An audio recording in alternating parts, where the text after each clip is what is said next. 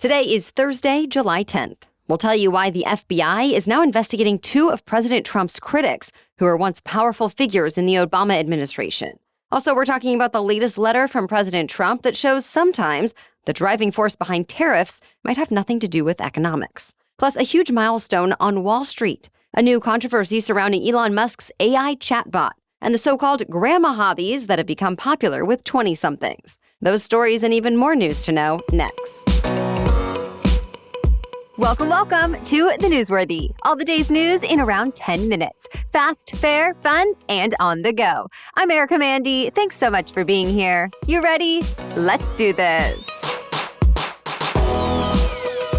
Leaders who were once in charge of America's national security are now under criminal investigation. The FBI confirmed it's looking into former FBI Director James Comey and former CIA Director John Brennan. Both of them are frequent critics of President Trump. Brennan left the CIA in 2017 when Trump first took office. Then Trump fired Comey just a few months later. It's believed they're under investigation for possibly lying to Congress about President Trump's ties to Russia during his first presidential campaign. But at this point, the FBI has not said what exactly it's about. President Trump would not speak about the specifics of the investigation either, but called both Comey and Brennan dishonest and crooked. The president has been especially critical of Comey recently. He was the subject of an unusual and invasive IRS audit. And the New York Times cites sources who say earlier this year, Comey was being tracked by the Secret Service. He was reportedly followed by authorities in unmarked cars and street clothes, and then questioned at the Secret Service headquarters in Washington. It was in response to a picture Comey posted on social media in which he arranged seashells to read 8647. 86 is code that means dismiss or remove, and 47 is thought to be a reference to Trump's role as the 47th president. Trump's allies say the numbers together amounted to an assassination threat, but Comey insists he did not want to cause the president any harm and says he didn't realize there was a violent connotation with the phrase.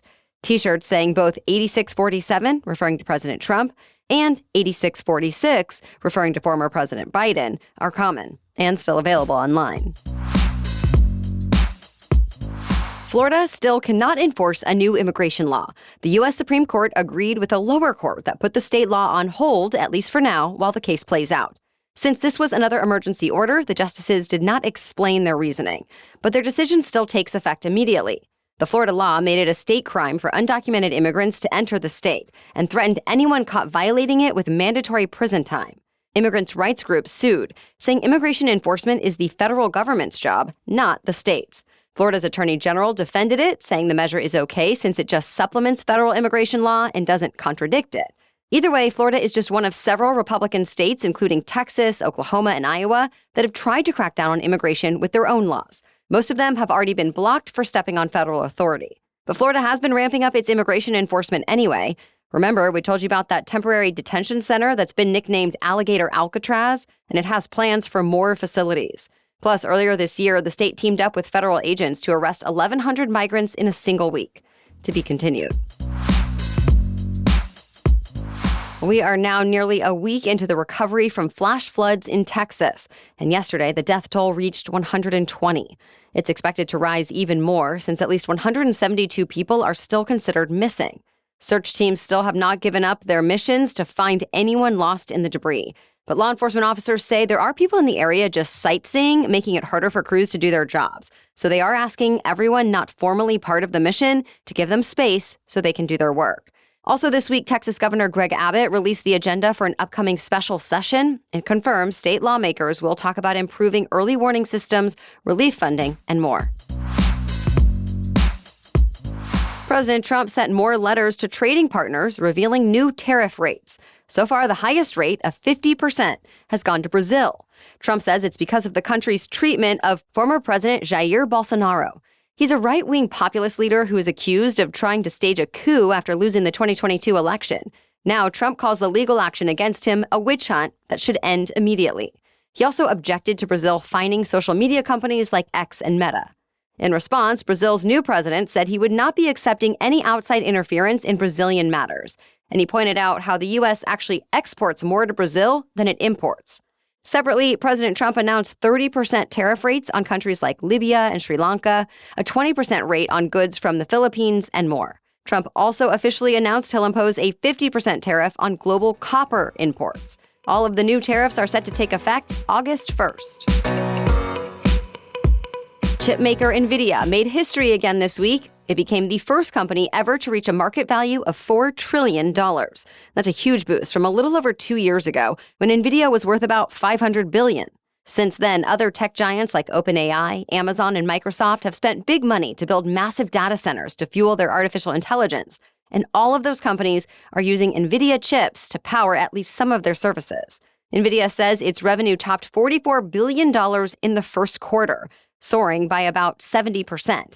And now it expects another $45 billion worth of sales in the current quarter. Stay tuned. More news still coming up, but first, thanks to our sponsor, Quince. I appreciate that whenever I want to update my closet, Quince has what I'm looking for with elevated, timeless, high-quality pieces, and yet it's still all affordable. I'm talking 100% European linen tops starting at $30, washable silk dresses and skirts, and so many other versatile warm weather pieces you'll reach for again and again. The best part? Everything with Quince is half the cost of similar brands. By working directly with top artisans and cutting out the middlemen, Quince gives you luxury without the markup. And Quince only works with factories that use safe, ethical, and responsible manufacturing practices and premium fabrics and finishes. In fact, my husband recently started ordering from Quince too.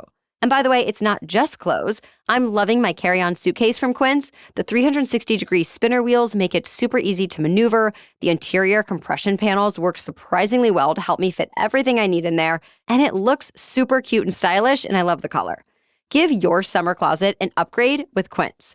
Go to quince.com/newsworthy for free shipping on your order and 365-day returns. That's QUINCE.com/newsworthy to get free shipping and 365-day returns. Quince.com/newsworthy. Now back to the news. The Senate has now confirmed a former airline executive as the new FAA Administrator. And that means former Republic Airways CEO Brian Bedford is now in charge of everything from safety to efficiency for America's air travel. It comes at a crucial time for the FAA as it prepares to overhaul the air traffic control system. The vote to confirm him came mostly along party lines. Most Republicans praised his experience in the aviation industry and his willingness to tackle staffing shortages and outdated equipment. But some Democrats raised concerns about Bedford previously criticizing a rule that says pilots should have at least 1,500 flight hours before operating a commercial airliner. Even now, Bedford will not commit to keeping the rule, but has promised he won't do anything that will reduce safety. This has been an especially bad summer for ticks in the U.S. As the CDC reports, July has already seen the highest number of tick-related ER visits since 2017. The Northeast is reporting the most cases. The CDC says climate change may be part of the reason, since milder winters mean fewer ticks die in the cold months. Ticks can carry several diseases, including Lyme disease and Rocky Mountain spotted fever. The people most impacted are younger than 10 and older than 70. Now, keep in mind that when it comes to Lyme disease, the risk is greatly reduced as long as you remove the tick within 24 hours. But it is still a good idea to contact your doctor. The CDC is also now suggesting people avoid wooded and brushy areas with high grass, and when hiking, to stay in the center of the trails. It also recommends using EPA-registered insect repellents. We have a link where you can find the right one for you in today's episode notes. Elon Musk's social media site X is losing its chief executive. Linda Yaccarino was the first permanent CEO Musk hired after buying the platform in 2022. In announcing her departure yesterday, she praised the company for what she described as a historic business turnaround. Yaccarino did not give a reason for leaving, but she did speak highly of X, saying the best is yet to come. The company recently entered a new chapter with Musk's artificial intelligence company. xAI acquired X a few months ago. And that's the same company that also developed the Grok chatbot, whose technology has been integrated into some features on X. And speaking of Grok, it's now been facing a lot of criticism for anti-Semitism. Screenshots show it praised Hitler, used anti-Semitic phrases, and attacked users with traditionally Jewish names. It all came just days after the AI chatbot was updated, and Musk had said it had been improved significantly. But yesterday, Musk explained that the tweaks made the chatbot too susceptible to being manipulated, and xAI says it's taking action to ban hate speech before Grok posts on X. Samsung held its big launch event this week, showing off many new products, including flips, folds, and watches. Both the Fold and Flip smartphones are thinner than earlier versions and have improved cameras. The new Galaxy Watch has more storage and some new health data available with things like bedtime guidance and a running coach. And all the devices come with new AI features. The new Galaxy Fold starts at $2,000. The Flip starts at $1,100. And the watch starts at $350. All of the new products are available for pre-order now and will ship later this month. Ozzy Osbourne and Black Sabbath performed together for the first time in 20 years over the weekend for what was said to be their final concert. And it turned out to be a massive success, not just for heavy metal, but also for charity. Yesterday, it was announced that the show raised $190 million for 3 important causes: Cure Parkinson's, Birmingham Children's Hospital, and Acorn Children's Hospice. Black Sabbath did the show for free, as did other artists like Metallica, Slayer, Pantera, Guns N' Roses, Korn, and more. 40,000 fans saw the concert live in person, and nearly 6 million fans live-streamed the show online. That's it for the main news today, so now it's time for Thing to Know Thursday. But first, this episode is sponsored by Wix.com. Have you ever used a website platform and given up because you couldn't get the site to look how you wanted? Some platforms have very strict templates where you can't break the mold, quite literally, and it can be really frustrating. But Wix.com gives you the freedom to build exactly the site you want for any business idea. And yet, it's still just drag and drop, super easy and simple, no coding required. And you're not having to figure it out all yourself either. Wix does offer over 2,000 designer-made templates, but from there, they are fully customizable and they come with out-of-the-box business functionality. If you're looking to sell products or services, schedule appointments, and more, Wix.com has you covered with built-in solutions, no add-ons required. And if you want, there's an amazing AI image studio and tons of design effects. Wix has been pioneering in website tech for almost 20 years now. They understand web design and what it takes to run your own business. Ready to create your own website? Go to Wix.com. That's Wix.com to start building your website today. Thanks to Wix for sponsoring our show. Now back to Thing to Know Thursday.